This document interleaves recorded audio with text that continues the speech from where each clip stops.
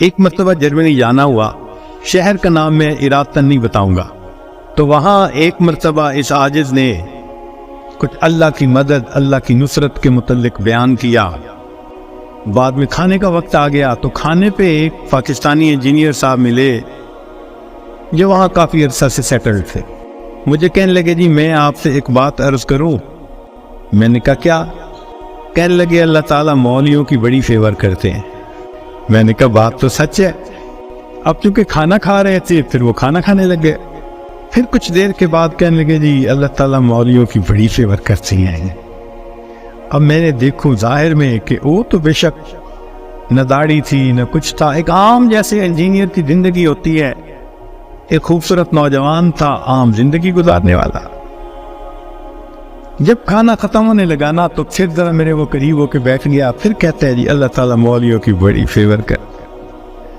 اب مجھے سمجھ لگی کہ یہ کچھ کہنا چاہتا ہے لیکن ذرا اس کو وقت چاہیے، علیحدگی چاہیے۔ تو وہ ہم لوگ الگ کرسیوں پہ جا کے بیٹھ گئے۔ میں نے اس سے پوچھا آپ کیا کہنا چاہتے ہیں جو بےتاب ہے اتنی دیر سے؟ کہتے ہیں جی اپنا واقعہ سنائے۔ کہنے لگا جی میں نے لاہور سے انجینئرنگ کی، پھر یہاں ایک کمپنی میں میری نوکری لگی، بہترین نوکری، زبردست تنخواہ، اور میں انٹیلیجنٹ بھی بڑا۔ میں پچھلے اتنے سالوں سے اس کمپنی میں نوکری کر رہا۔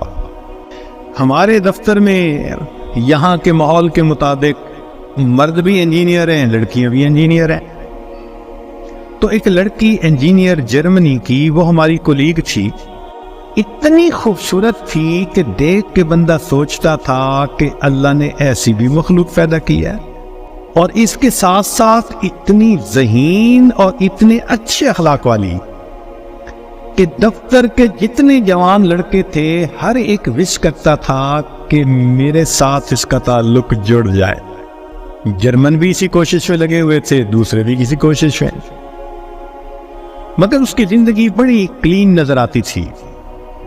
وہ کام کی بات کرتی تھی، جو ذرا کام کی بات کے علاوہ کرتا تھا ایسا جواب دیتی تھی کہ اگلے کو جرت ہی نہیں ہوتی تھی بات کرنے کی۔ ہم لوگ دوپہر کے وقت چھٹی ہوتی تو پھر کھانا کھا لیتے تھے، کمرہ بنا ہوا تھا۔ ایک دن میں نے کھانا نہ کھایا، پھر دوسرے دن کھانا بھی نہ کھایا، تیسرے دن جب میں نے کھانا نہ کھایا تو اس نے مجھ سے پوچھ لیا کہ فلاں آج کل آپ دوپہر میں کھانا نہیں کھا رہے؟ میں نے کہا اس لیے کہ وہ میں مسلمان ہوں اور ہمارا رمضان المبارک شروع ہو گیا ہے اور میں فاسٹنگ کر رہا ہوں۔ اس نے کہا یہ کیا ہوتی ہے؟ تو میں نے بتایا روزہ کیا ہوتا ہے۔ اس کو تھوڑا انٹرسٹ فیل ہوا، کہنے لگا میرے لیے تو بہت ہی اچھا ٹاپک مل گیا۔ میں نے بھی کھول کھول کے بتایا فاسٹنگ کیا ہوتی ہے، اور اس کی انٹرسٹ کو دیکھ کے کہا اچھا میں باقی باتیں تمہیں کل بتاؤں گا۔ اگلے دن پھر میں نے اس سے کوئی بات کی، ہماری بات رمضان شریف پہ چلنی شروع ہو گئی، اور وہ بھی اس کھانے کے وقت میں کچھ دیر بیٹھ کے مجھ سے اسلام کے بارے میں کوئی بات سن لیتی۔ میری کوشش یہ تھی کہ رمضان شریف کے دوران میری بات چیت اتنی شروع ہو جائے کہ کمفرٹیبلی ہم ایک دوسرے سے کمیونیکیٹ کرنے لگ جائیں۔ جرمن لڑکے مجھے دیکھتے تو وہ مجھ سے بڑے خفا ہوتے، یہ اس کے ساتھ بیٹھ کے کیوں 10 منٹ باتیں کرتا ہے؟ بھائی جب سے ہم سے 1 منٹ بھی بات نہیں کرتی۔ خیر رمضان شریف ہونے تک مجھے اتنا اندازہ ہو گیا کہ اس کے ذہن میں اسلام کے بارے میں مزید جاننے کا بھی شوق موجود ہے۔ تو میں نے کچھ انگریزی کی کتابیں بھی اس کو منگا کے دی کہ پڑھو، اور میں تو چاہتا تھا اللہ کرے یہ مسلمان بنے، پھر تو ہمارا ہی نمبر لگے گا، کیونکہ باقی تو سارے یہاں کافر ہیں۔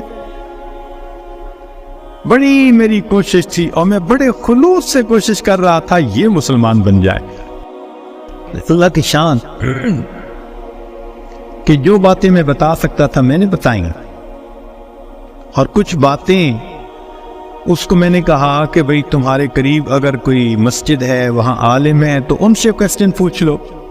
6 مہینے اس لڑکی نے اسلام کو سٹڈی کیا، اور ایک دن آ کے وہ مجھے کہنے لگی کہ کل میں نے کلمہ پڑھ لی ہے، اور میں نے دیکھا کہ اس نے اپنا سر بھی ڈھکا ہوا تھا۔ تو یہ اس بات کی دلیل تھی کہ یہ مسلمان بن چکی۔ میری تو خوشی کے انتہا نہیں تھی۔ میں نے عشاء کے بعد 10 رکعت شکرانے کے نفل پڑھے کہ یہ مسلمان بن گئی۔ میں کولیگ بھی ہوں، مسلمان بھی ہوں، اس کے پاس تو کوئی دوسری آپشن ہی نہیں ہے، تو اب میرا کام آسان ہو گیا۔ اب وہ جب موقع ہوتا نماز بھی پڑھتی، مگر زندگی چلتی رہی۔ سال میں ہمیں چھٹیاں ملتی تھی جو اکثر وہاں کے مقامی لوگ یورپ میں ادھر ادھر بیچز پہ گزارا کرتے تھے۔ بات چلی کہ بھئی اس دفعہ چھٹیوں کا پروگرام کیا ہے؟ اس نے کہا کہ میرا ارادہ ہے کہ میں اس دفعہ ٹرکی جاؤں گی، سنیں وہاں بہت مسجدیں ہیں اور بہت علماء ہیں، میوزیمز ہیں، تو مجھے ذرا اسلام کو اور زیادہ اسٹڈی کرنے کا موقع مل جائے گا۔ میں نے سوچا ترکی جائے گی تو میرا کیا فائدہ؟ اب میں نے اس کو آئیڈیا دیا، فوڈ فار تھاٹ۔ ان کا تمہیں کیا پتا، اصل تو دین پاکستان میں ہے، اتنی مسجدیں ہیں، اتنے یہ علماء ہیں، اتنے فلاں ہیں۔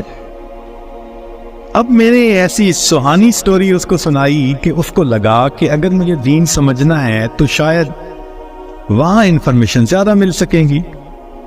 اور ادھر میں نے اپنی امی کو فون بھی کر دیا، امی میں کوشش کر رہا ہوں کہ یہاں سے ایک لڑکی آ جائے پاکستان، بس اس کو پھر آپ شادی کے لیے تیار کرنا، یہ آپ کا کام ہوگا۔ امی نے کہا بیٹا بات ہی کوئی نہیں۔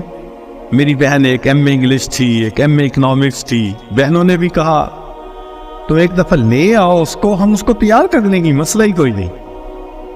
اب میری کوشش کہ کسی طرح یہ سفر کرے۔ 2-3 دن وہ سوچتی رہی، پھر اس نے کہا کہ اچھا ٹھیک، میں نے ارادہ کیا ہے کہ ان چھٹیوں میں پاکستان جاؤں گی، مگر میں اپنی ارینجمنٹس خود کروں گی، تم فلائٹ نمبر بس بتا دو کب جا رہے ہو۔ تو میں نے کہا ٹھیک۔ اب جس دن میں نے فلائٹ پہ آنا تھا، اور اس نے بھی 2 لفظ کہے تھے کہ ہاں میں بکنگ کروا لوں گی، کہنے لگا کہ میں تو 1 گھنٹے میں نے 3 گھنٹے پہلے پہنچنے کی بجائے 4-5 گھنٹے پہلے پہنچا ہوا تھا۔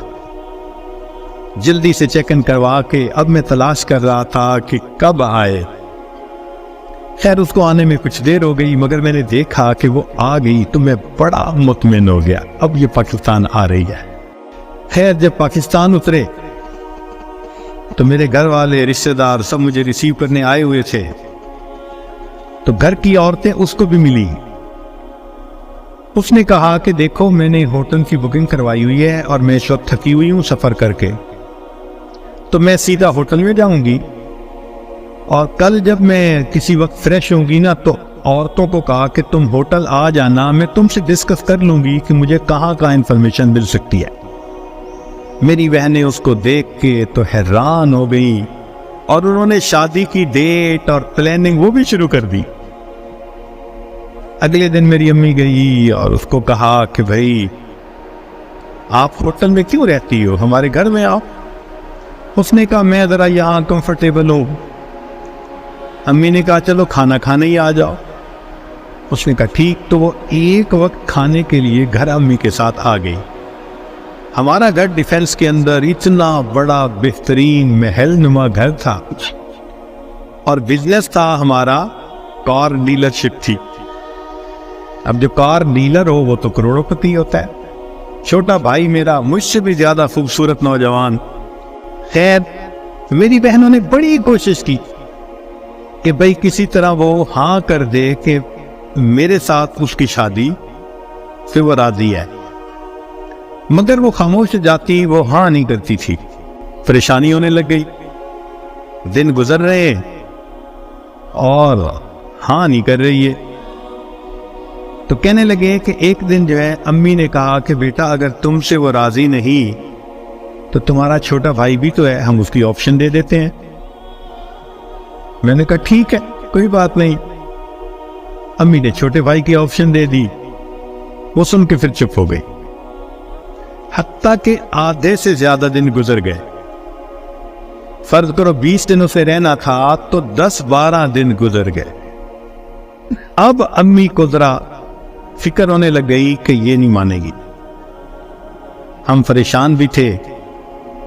اللہ کی شان، ایک دن وہ امی کے ساتھ بیٹھی بات چیت کر رہی تھی، کچھ کہنے لگا میرے ایک چچا ہیں، تبلیغی بندے ہیں، سارا دن مسجد میں پڑے رہتے ہیں اور کام ہی کوئی نہیں ہے ان کو۔ ان کا ایک بیٹا ہے اور اس بیٹے کو انہوں نے جامعہ اشرفیہ سے مولوی بنا دیا۔ وہ چونکہ میرے امی کے قریبی رشتہ دار ہیں، تو وہ نوجوان ہمارے گھر آیا امی کو کوئی چیز دینے کے لیے۔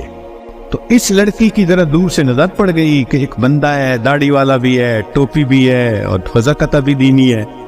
اس نے میری امی سے پوچھ لیا یہ کون ہے؟ اس نے کہا یہ میرے دیور کا بیٹا ہے، عالم ہے۔ اس نے کہا اچھا میں نے جو کچھ مسئلے پوچھنے تھے وہ میں اس سے پوچھ سکتی ہوں؟ امی نے کہا ہاں۔ کہنے لگا امی نے وہ مولوی صاحب کو بلا لیا اور وہ مولوی صاحب آ کے یوں نگاہیں نیچی کر کے کھڑے ہو گئے۔ یہ اس نے ایک دو باتیں پوچھی، اس نے آگے سے جواب دیا اور جیسے روٹھا ہوا بندہ ہوتا ہے وہ مولوی صاحب چلے گئے۔ اس نے جاتے ہوئے اسے پوچھ لیا کہ بھئی اگر کوئی اور بات پوچھنی ہو تو آپ کا ٹیلی فون نمبر، اس نے ٹیلی فون نمبر دے دیا۔ ایک دو دن ٹیلی فون پہ یہ اس سے بات کرتی رہی۔ کہنے لگی کہ چوتھے دن ہمیں پتہ چلا کہ لڑکی نے اس سے خود بات کی، کیا تم مجھ سے نکاح کرنا چاہتے ہو؟ کہنے لگے مولوی صاحب نے جواب دیا میں ابو سے پوچھوں گا، ابو سے پوچھوں گا۔ اس نے ابو سے پوچھا، ابو نے کہا کہ بیٹا ساری دنیا مسلم مومن کے لیے اس کا ملک ہے، اگر تمہارا رزق اللہ نے وہاں لکھا ہے تم دین کی نیت سے جاؤ، اللہ کے دین کا کام کرو وہاں۔ کہنے لگا لڑکے نے ہاں کر دی۔ اگلے دن اس نے کیا کیا، وہ لڑکے نے اپنے دو چار رشتہ داروں کو بلا لیا، سادگی کے ساتھ نکاح ہو گیا۔ لڑکی اس کو لے کے اسلام آباد ایمبیسی چلی گئی اور ایمبیسی میں اس نے اپنا سٹیٹس دکھایا، پورا دکھا کے کہا کہ میں آئی تھی چھٹیاں گزارنے، اس کے ساتھ میرا نکاح ہو گیا ہے، کاغذات ہوتے رہیں گے، میں نے ہے 4 دن میں واپس جانا، کیا آپ اس کا ملٹیپل ویزا لگا سکتے ہیں؟ کہنے لگے کونسلر کو اس کی پرسنالٹی، اس کی بات چیت، اس کی نوکری اتنی جسٹیفیکیشن نظر آئی، اس نے چھوٹتے ہی 5 سال کا ملٹیپل ویزا لگا دیا۔